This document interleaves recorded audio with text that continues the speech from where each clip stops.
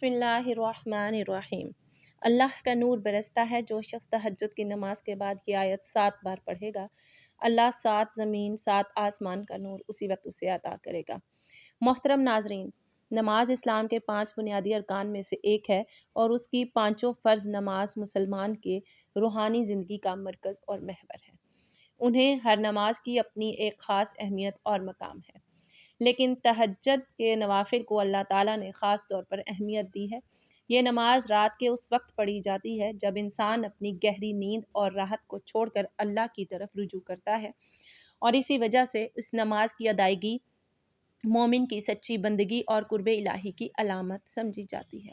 اللہ تعالیٰ نے قرآن مجید میں متعدد مقامات پر نمازوں کا ذکر فرمایا، لیکن تہجد کے وقت اور قیام اللیل کو خصوصی اہمیت کے ساتھ بیان کیا۔ سورۃ المزمل کی آیت میں ارشاد ہوتا ہے، بے شک رات کو اٹھنا نفس کو خوب پامال کرتا ہے اور بات کو زیادہ سیدھا رکھتا ہے۔ تہجد کی نماز کو افضل الصلاۃ بعد الفرائض، یعنی فرض کے بعد سب سے افضل نماز میں شمار کیا گیا ہے۔ اس سے معلوم ہوتا ہے کہ اللہ تعالیٰ نے خاص طور پر رات کے قیام کی تاکید فرمائی ہے اور اس میں دنیا اور آخرت کی بے شمار برکات رکھی ہیں۔ یہ وقت دعاؤں کی قبولیت کا ایک خاص وقت ہے، تو محترم ناظرین، ہمارا آج کا وظیفہ بھی یہ تہجد کی نماز کے بعد ایک بہت ہی پیاری آیت پڑھنے کا وظیفہ ہے کہ جسے اگر صرف 7 بار پڑھا جائے تو 7 زمین اور 7 آسمانوں کا نور اسی وقت اللہ تعالیٰ اسے عطا کر دے گا۔ اس پر نور کی بارش برستی ہے۔ اللہ تعالیٰ اس بندے کی تمام مشکلات کو، تمام پریشانیوں کو دور کر دیتا ہے۔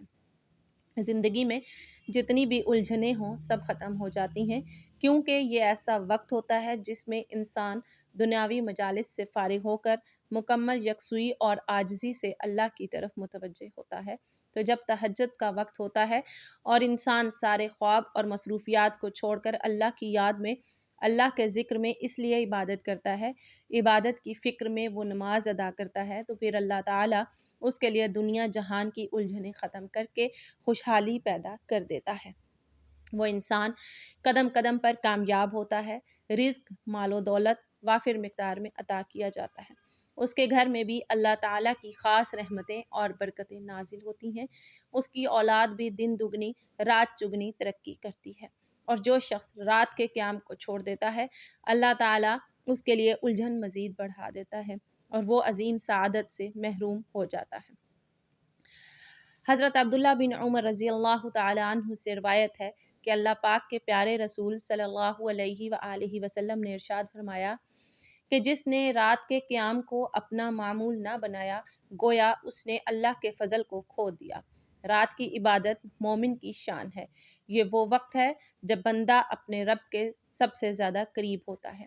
حضرت ابو ہریرہ رضی اللہ تعالی عنہ سے روایت ہے کہ نبی پاک صلی اللہ علیہ وسلم نے فرمایا کہ ہمارا رب ہر رات آسمان دنیا پر نزول فرماتا ہے، جب رات کا آخری تہائی حصہ باقی رہ جاتا ہے، اور فرماتا ہے، کوئی مجھ سے دعا کرنے والا میں اس کی دعا قبول کروں، کوئی ہے جو مجھ سے مانگنے والا کہ میں اسے عطا کروں، کوئی مغفرت چاہنے والا میں اسے بخش دوں۔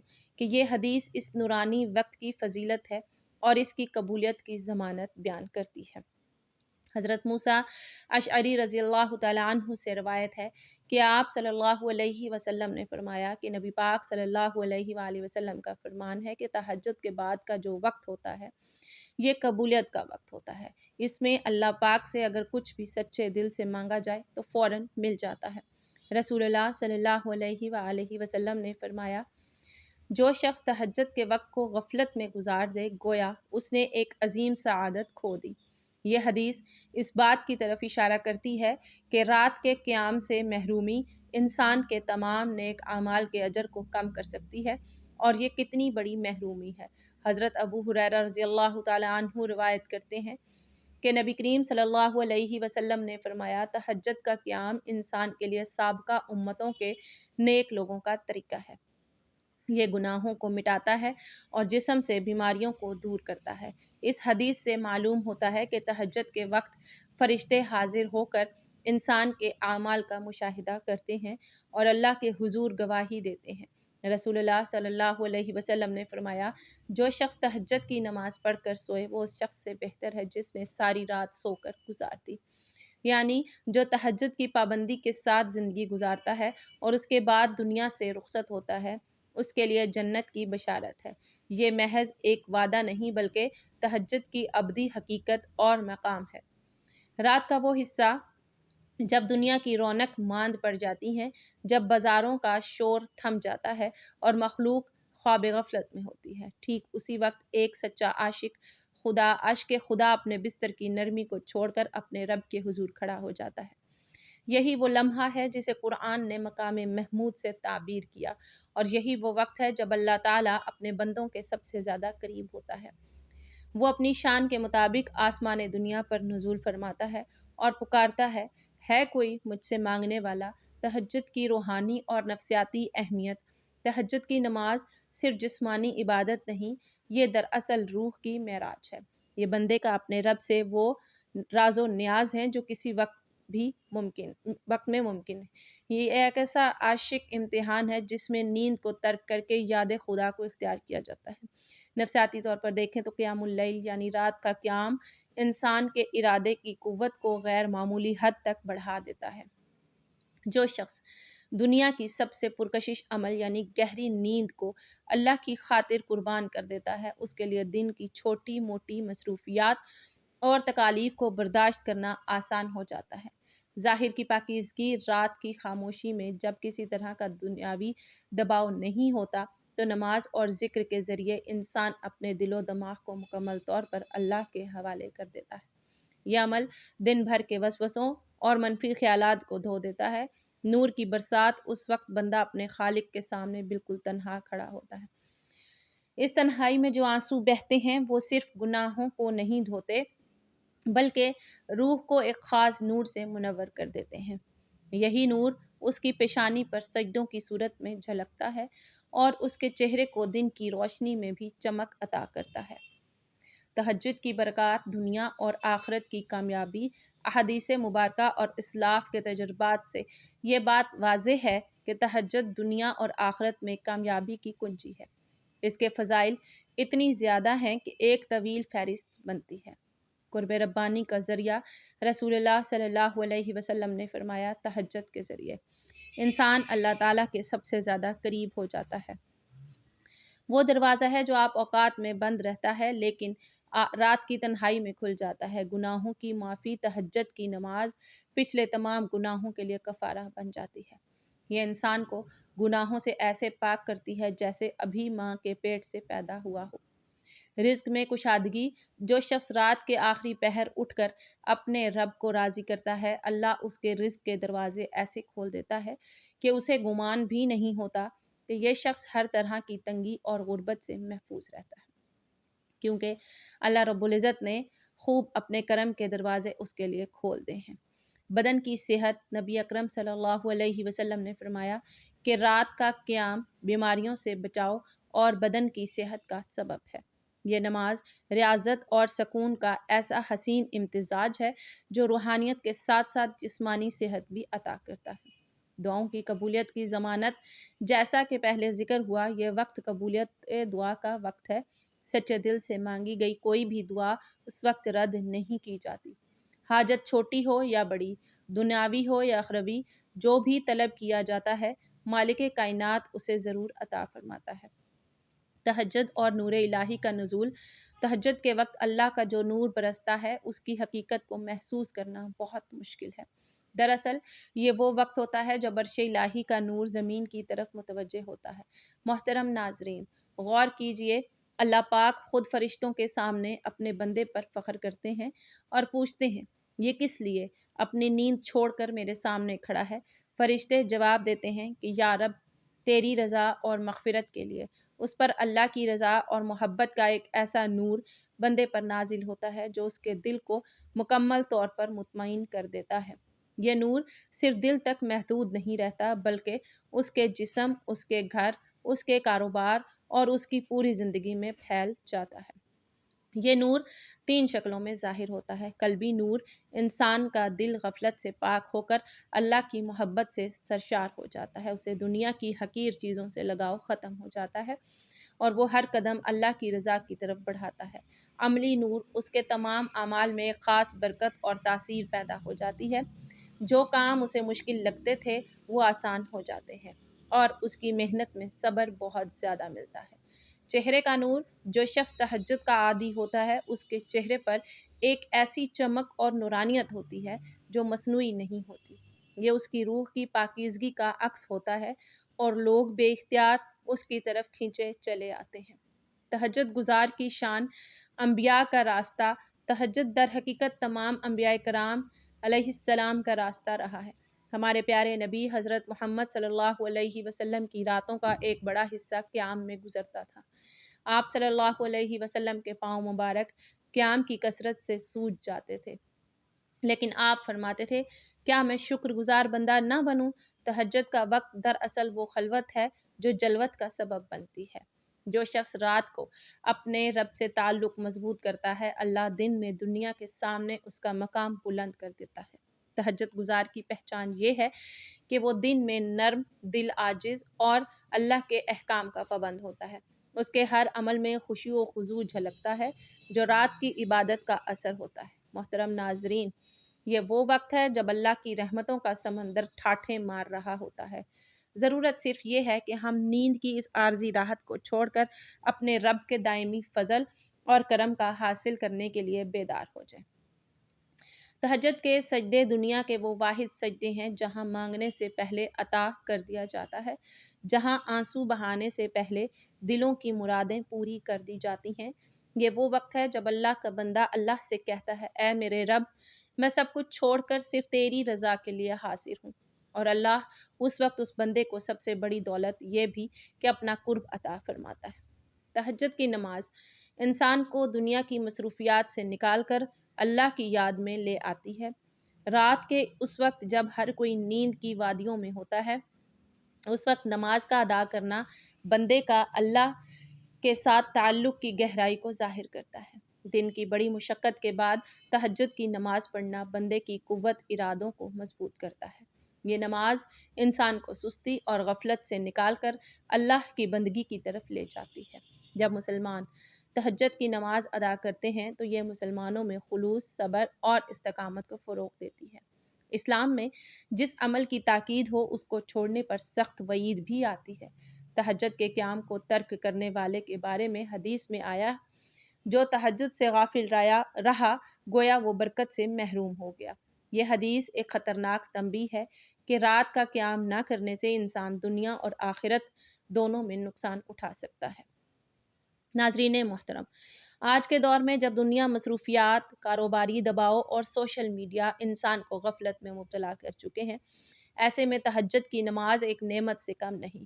یہ نماز ہمیں یاد دلاتی ہے کہ دنیا کی دوڑ میں اللہ کی یاد کو نہ بھولیں۔ یہ نماز ہماری روح کو سکون، دل کو طمانینت اور زندگی کو برکت عطا کرتی ہے۔ محترم ناظرین، اگر آپ چاہتے ہیں کہ آپ کے گھر میں اللہ کی رحمتیں اور برکتیں ہوں، تو آپ کے گھر میں اللہ تعالیٰ کا نور برسے، آپ کے گھر میں فرشتے آئیں، تو آپ یہ آیت لازمی پڑھیں۔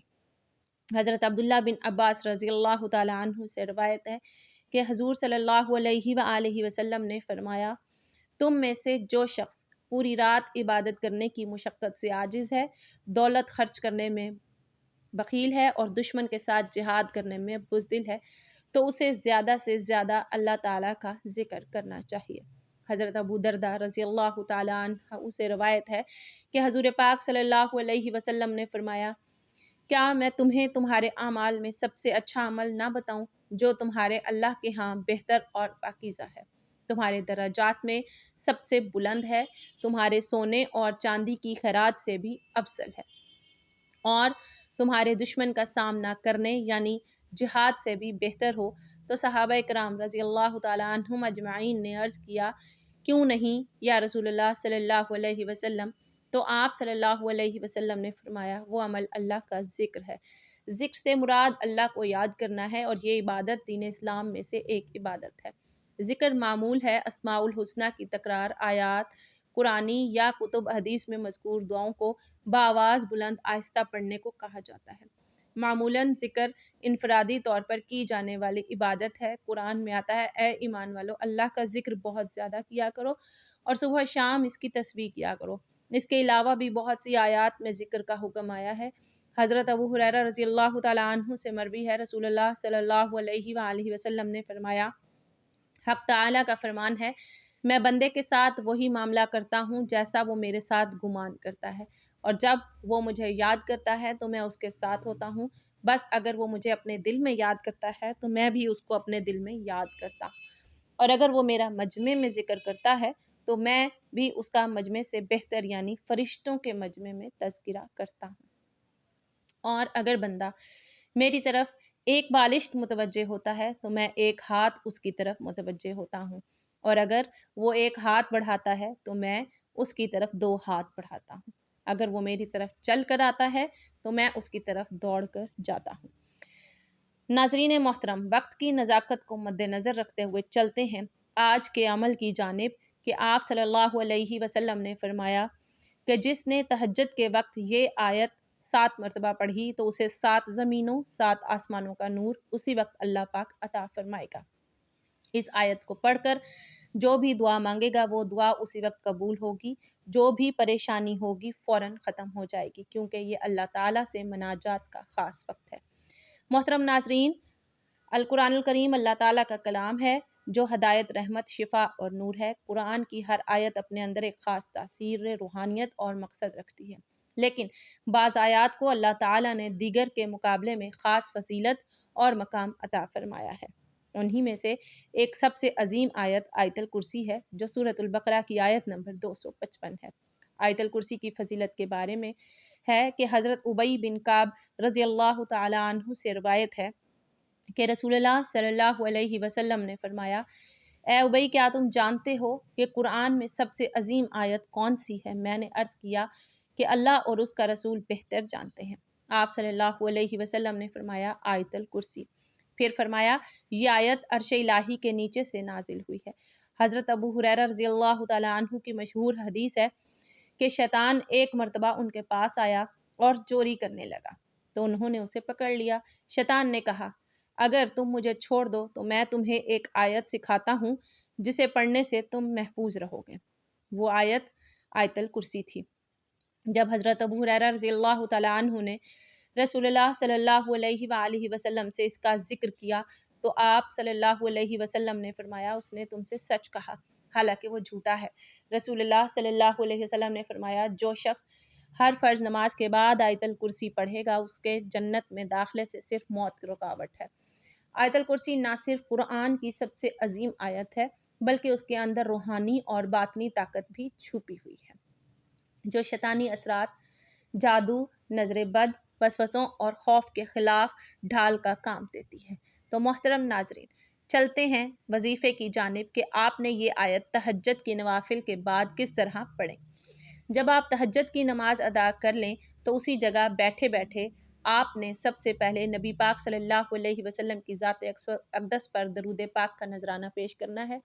7 مرتبہ ثواب کے لیے میرے ساتھ بھی پڑھ لیں۔ اللہم صلی علی محمد وعلی آل محمد کما صلیت علی ابراہیم وعلی آل ابراہیم انک حمید مجید۔ اللہم بارک علی محمد وعلی آل محمد کما بارکت علی ابراہیم وعلی آل ابراہیم انک حمید مجید۔ درود پاک پڑھنے کے بعد آپ نے 7 مرتبہ آیت الکرسی پڑھنی ہے، 1 مرتبہ پڑھ کر بھی سناتی ہوں۔ آپ سماعت فرما لیں۔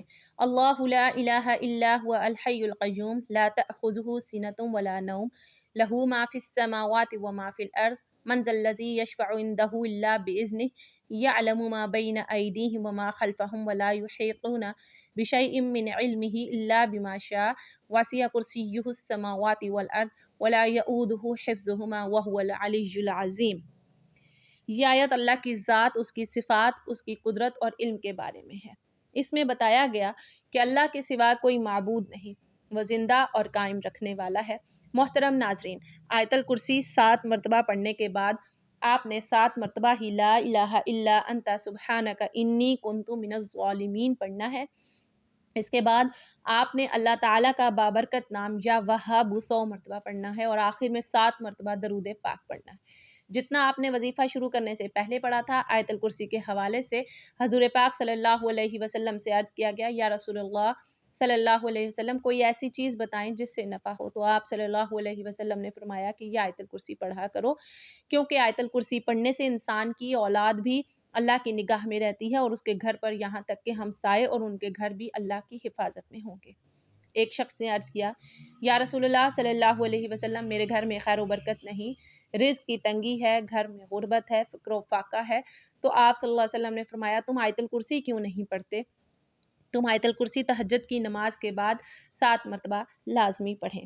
7 زمینوں 7 آسمانوں کا نور اللہ پاک آپ کو عطا فرمائیں گے، دنیا کی ہر چیز آپ کو عطا فرمائی جائے گی۔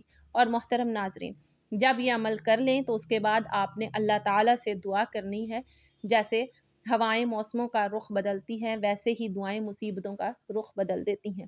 اللہ ہمیں دعائیں لینے والا اور دینے والا بنا دے، مسکراہٹ زمین پر تاروں کی طرح بکھیرے، دعائیں بارشوں کی طرح ملیں گی۔ اللہ تعالیٰ ہم سب کو دعا، توبہ اور شکر کی توفیق عطا فرمائے اور قبولیت، بخشش اور نعمت سے محروم نہ کرے۔